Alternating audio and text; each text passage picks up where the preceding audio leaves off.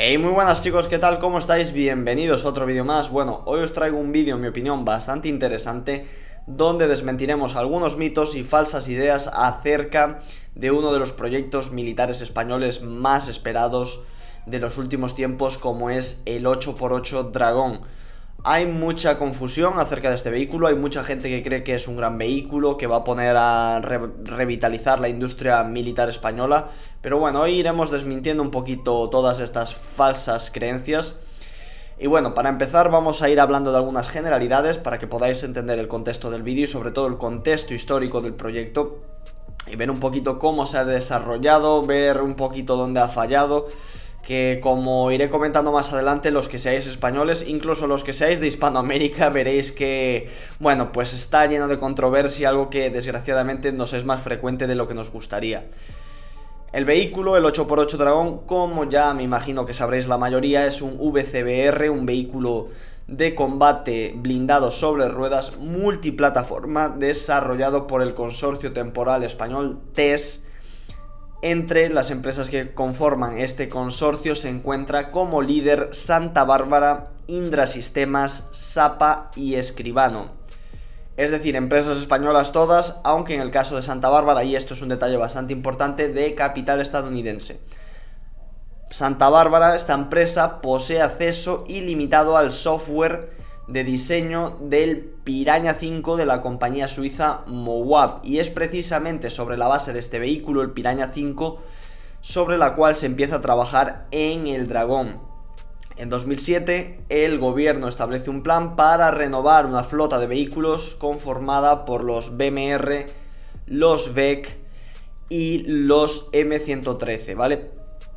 Y se preveía una primera fase de unos 300 vehículos en 2007 y adquirir 1200 vehículos en total. Dicha primera fase se esperaba que un batallón ya estuviera operativo para finales del 2012, es decir, que pudieran llegar antes de 2013, sobre todo para servir en Afganistán, para subsanar algunas de las carencias que tenía el RG-31, que es un vehículo, bueno, pues antimina, sobre todo anti-IED, que es alto, pesado y bueno, para manejarlo tiene menos agilidad que otro tipo de vehículos. Entonces bueno, sobre todo para subsanar estas carencias del RG-31, pero sobre todo para sustituir a los BMR, que bueno, aquello era un ataúd con ruedas, se mostraban muy vulnerables ante minas y ante IEDs. Ya se vio en Kosovo, pero sobre todo quedó demostrado en Afganistán, y la idea era de que por lo menos un batallón se pudiera llevar a Afganistán en las sucesivas misiones. Bueno, aquí donde llegan ya los primeros problemas. Se descarta esa idea y ya no serán 1200 vehículos, sino 998 vehículos los que se adquirirán para sustituir, como he dicho, a los BMR, VEC y M113. Y sobre todo, más importante, que estamos en 2023 y apenas solo hay unos demostradores tecnológicos, creo que son 5, en la Brigada Experimental 2035 Rey Alfonso XIII, que bueno, es la brigada encargada de, digamos, ir poniendo en práctica todas estas doctrinas y materiales con los que se espera conformar y operar el ejército en 2035. También hay que decir que ya ha llegado una docena más de vehículos, en torno a diciembre del año pasado y enero de este año, ya llegó una docena más al ejército. Pero hay que recalcar que se diseñaron para estar operativos en Afganistán y ya hace 2 años que todas nuestras tropas abandonaron Afganistán y todavía no están operativos en masa en el ejército. Por tanto, bueno, aquí ya vemos la primera incongruencia, por decirlo de alguna manera. Pero bueno, ahora me imagino que la pregunta que os estaréis planteando será bastante obvia. ¿Por qué tanta demora? Que es algo que ya suena con el caso de los S-80. El S-80, como todos sabréis, submarino construido de cero en España, y también que sufrió retrasos, sobrecostes. Y bueno, la cuestión es que en 2008 estalló la crisis. Recordad, en 2007 se abría este proceso para sustituir a los VEC, BMR y M113, que por cierto hubo empresas internacionales interesadas que ofrecieron sus modelos. Pero bueno, en 2008 estalla la crisis económica en el mundo, la crisis financiera, y como sabréis, esta golpeó muy fuertemente a España y en 2010 el proyecto fue cancelado. Eso sí, reactivándose en 2015. De hecho, fue ahí donde, para abaratar costes y no tener que desarrollar un vehículo completamente desde cero, se decide usar el Piraña 5, bueno, por lo menos Santa Bárbara decide usar el Piraña 5 como base, ya que Santa Bárbara y Mouave, la empresa suiza, pertenecen a la matriz estadounidense General Dynamics. Por eso lo que os dije al principio, que se tiene acceso al software de manera ilimitada, porque pertenecen realmente al mismo grupo. Aun con todo esto, la gente podría pensar que el Dragón sería un Piraña 5 fabricado bajo licencia en España, y no es tan así. La verdad es que el Dragón incluye algunas modificaciones propias para el ejército español y algunas mejoras, pero bueno, sí que es cierto que se trabaja básicamente sobre la base de ese vehículo. Aún así, es injustificable que el proyecto tarde casi 10 años para empezar a recibir las primeras unidades, cuando se trabajaba sobre un proyecto que ya existía y constatado, también el Piraña ya había sido probado.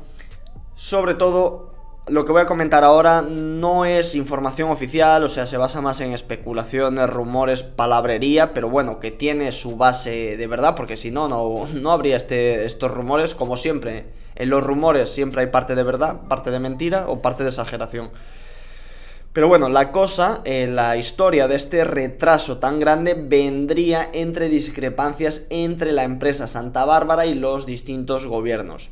Hay que aclarar que Santa Bárbara fue hasta principios de los años 2000 una empresa pública española, hasta que fue privatizada y vendida bajo el gobierno de Aznar a General Dynamics, pero con la promesa, es decir, hicieron firmar a General Dynamics un contrato donde prometían que no realizarían despidos, que no realizarían grandes reformas que supusieran despidos, por lo cual la empresa se habría quedado en una situación de ineficiencia, malos mandos, retrasos, discusiones recurrentes. O sea, el mando de la empresa sería un poco ineficiente ya desde la época pública, ¿no? Algo que por otro lado es bastante habitual en las empresas públicas, pero se hubiera mantenido esa cúpula y bueno, las decisiones que se han tomado o cómo se ha llevado la empresa pues no ha sido la mejor manera, generando, como digo, muchos roces, muchas tensiones entre políticos y mandatarios de esta empresa. Entonces, bueno, esto explica en parte los numerosos retrasos del blindado y bueno, también hubo numerosos chanchullos a la hora de asignar los contratos y las licitaciones. Sobre todo, básicamente se estableció una manera de que Santa Bárbara quedara como único contendiente, ¿no? Como único participante en el concurso, y se escogió, bueno, fue una manera de escogerlo a dedo, por ser una empresa básicamente española, algo que se hace bastante en este tipo de contratos, ¿no? Que requieren de tanto capital, siempre se opta más por la empresa nacional antes que por la extranjera. Pero es cierto que Santa Bárbara muchas veces prometía cosas que al final no cumplía, ya sea en tiempos, ya sea en calidades, y bueno, hasta cierto punto el gobierno español fue pasando todo eso, pero se ve que ahora ya hay una disgregación bastante grande, incluso se tuvo que multar a Santa Bárbara por los retrasos.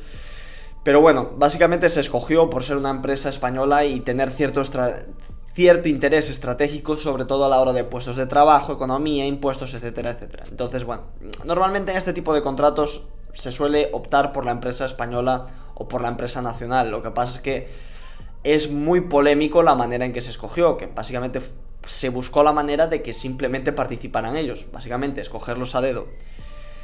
Bueno, el tema del retraso y los constantes chanchullos por una parte, pero es que ahora, cuando terminen de llegar los 998 vehículos, seguramente los dragones de la primera fase necesitarán una modernización, reduciendo nuevamente el número de 8x8 operativos.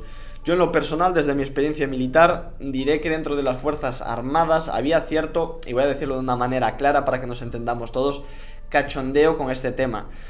Porque, sobre todo con el tema de los retrasos, porque la situación ya era cómica, o sea, ya nunca daban llegado. Y esto os hablo de 2019, todavía estamos a 2023 y todavía está empezando ahora a llegar. O sea que para que veamos a todo el ejército y todos los vehículos sustituidos, pues a lo mejor pueden pasar fácilmente varios años. Entonces, bueno, sí que es cierto que ya la situación adquiría ciertos tintes cómicos incluso dentro de las Fuerzas Armadas, por lo menos tragicómicos.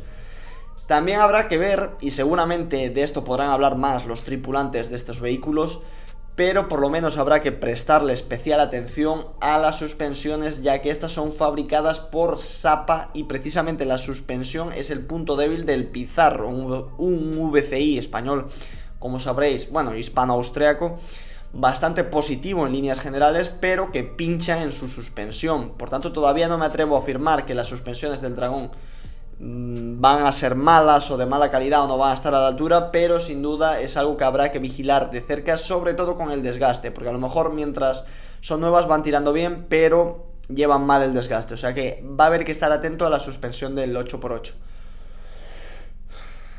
Por otro lado están las prestaciones del vehículo, que si bien es cierto que no se queda atrás en ningún apartado con respecto a sus competidores como el Freccia italiano, el Patria AMV de Finlandia, el BCBI francés o incluso el Piranha 5, también es cierto que no destaca en nada, teniendo una velocidad máxima de unos 100 km por hora, una autonomía de 600 km, siendo incluso inferior a algunos de los que ya mencioné, y muy inferior a los 1000 km del Boxer alemán, que para mí es el mejor 8x8 del mundo actualmente.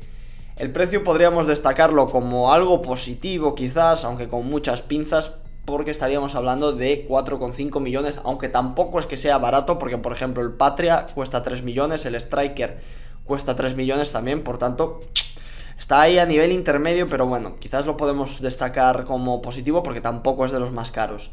Pero fijaros que no llama nada la atención a nivel internacional cuando incluso Rumanía, que se planteaba comprarlos, optó por el Piranha 5, cuando supuestamente el Dragon incluía algunas mejoras, aunque sinceramente no creo que fuera tanto por el tema de las prestaciones, sino más por el tema del percal que había entre Santa Bárbara, todos los problemas que había entre Santa Bárbara y el gobierno. Yo creo que viendo el percal y la historia que se formó ahí, pues el Rumanía decidió ir a lo seguro, apostar por el Piranha.